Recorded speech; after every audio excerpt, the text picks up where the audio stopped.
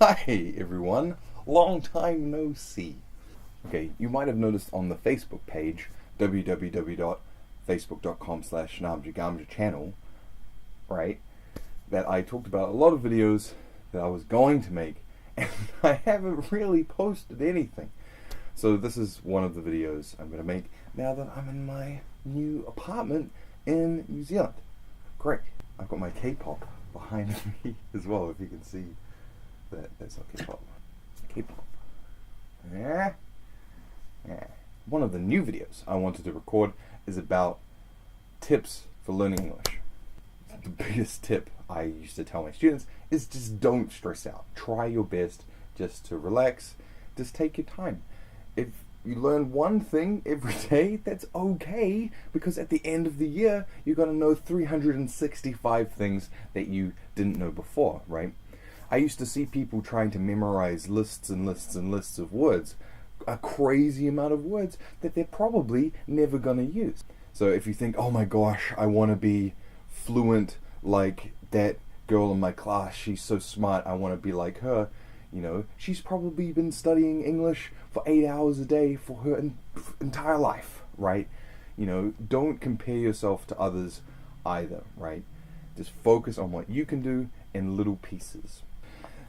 The internet is your friend, right? Before I went over to Korea, I was doing this kind of placement in this English school in Auckland, and I was so shocked that the students used to sit at the back of the class just on the computers all day, just Googling stuff, searching things in Google. I was like, wow, that's a great idea. Google is such an amazing website that you can search anything you want to know, right?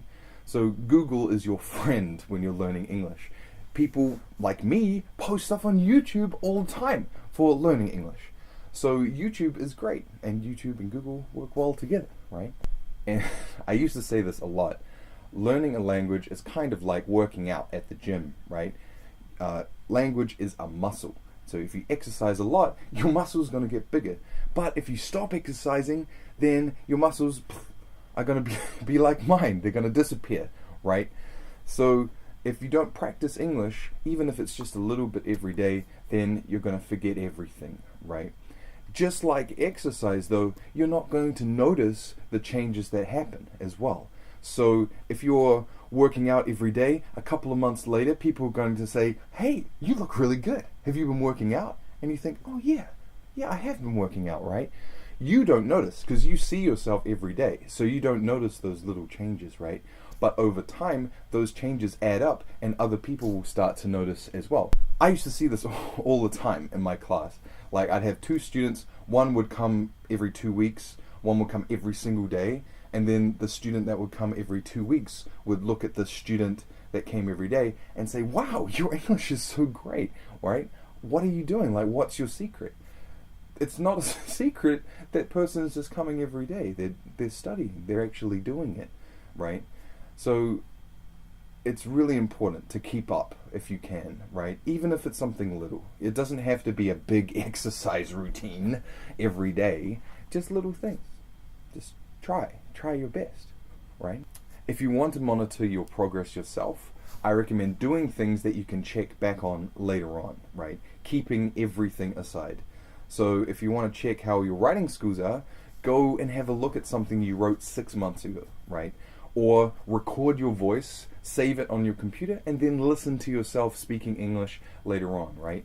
Because it's like the exercise thing. You'll notice, hey, wow, I can't believe I used to sound like that. I used to sound terrible. Now I sound great, right? That's really important. It's a good way of motivating yourself as well, right? Because you might think, oh, I'm not doing enough.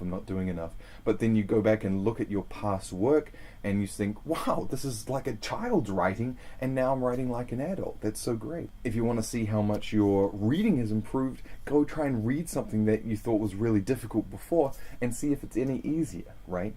If you want to check and see how well you're listening, right, you can go watch a movie in English, or you can watch a sitcom or a TV show that you used to watch before and you never understood what it was about, right? There's lots of things you can do to monitor your progress like that. Just use those little things as a guide, right? every day you're making little progress, little steps, but you might not notice, right? Those little steps are really important. You should be very proud of yourself for what you're doing. Okay, so the tips were... What were the tips?